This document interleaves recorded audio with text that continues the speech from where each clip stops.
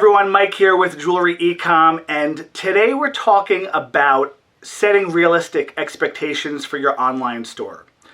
Whether you're a new brand or you're a jeweler that is looking to focus on e-commerce, it's really important to understand what your potential is, what common stats are, and what benchmark figures you should be aiming for to be considered doing well.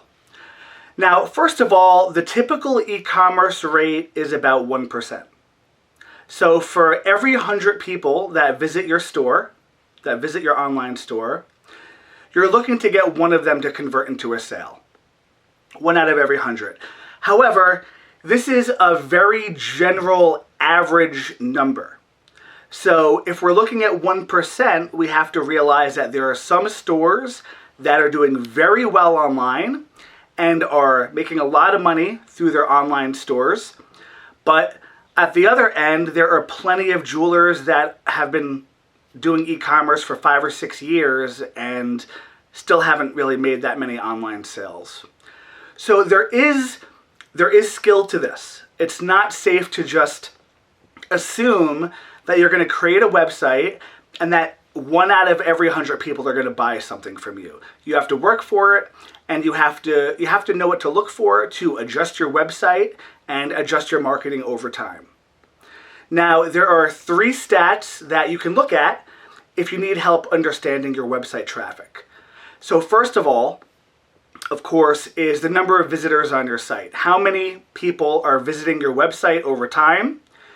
And then also looking at how many of them are new versus returning visitors. So that'll give you an idea of your traffic flow, if it's a lot of the same people coming back to your site, or if you're constantly getting new people to your site. The second thing you should look for is average page views per visitor. So you know that regardless of how many people are visiting your site, you want them all to spend time on your site, browse products, browse multiple pages. And if your average page views per person is very low, you know that people really aren't browsing across your product catalog or browsing your site too much. Now, the third thing you need to look for is the bounce rate. Now, your bounce rate, it's very important to know this, is whenever somebody visits your website, goes to the first page, and then does not browse your website any further beyond that one page. That's a bounce. That person bounced. So whenever somebody goes to the page, the first page from your marketing effort, so let's say you run an ad, and the person clicks on the ad, they're brought to your website, they're brought to the page on the website, and they only look at that page, and they no longer browse your website or look at any secondary products. That's a bounce. And that is usually an indicator that A, your website has a problem because people are getting to your website and then they're leaving before they even browse products. Or it means you're targeting the wrong people with your marketing. Because if you're marketing to the wrong people, they get to your website, they realize that they're really just not interested, and then they leave. So bounce rate is a very important thing to minimize, because if you can lower that number, your conversion rate will naturally increase because you're getting people spending more time on your website. So ultimately, we're really looking for a 1% conversion rate if we're doing things properly, but don't get too caught up in that percentage. I mean, as long as you're making profit on the marketing budget that you have, a sale is a sale, and even though your margins might not be super high, and you might get less than a 1% conversion rate, if you're making money, it's still a success. Now, another thing to remember is that having e-commerce on your website is not just about getting the sale. It's also just about showing your customers that you're with the times.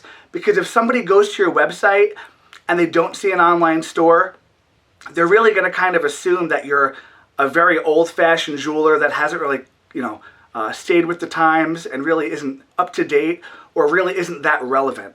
So part of the reason to have a really nice online store is also because the people that want to visit your store in person even if they're going to visit your store in person and it's through foot traffic, that online store still plays a pivotal role because it's going to help that person make an educated decision before they even come into your store. Because the modern buyer assumes that your jewelry store is going to have e-commerce on their website. And just by not having the ability for them to browse your products and see what's in stock, that's really going to make a big difference whether they're ever going to visit your store or not. So not only are we trying to do e-commerce to obviously sell products, but if you're a jewelry store, you're also doing it because it's going to increase the likeliness of foot traffic and of bringing in educated, warm buyers to your store that already know you have the products they're looking for.